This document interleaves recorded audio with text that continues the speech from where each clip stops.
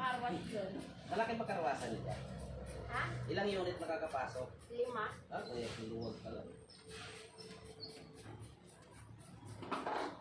Pero ano siya, daanan siya, kaya ang daming dumadaan. Oo.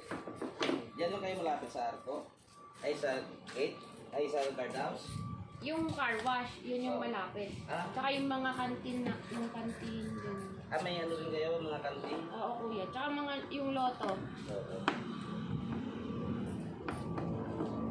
May suki ko dyan, yung pagpasok mo sa, di ba pag ganun, may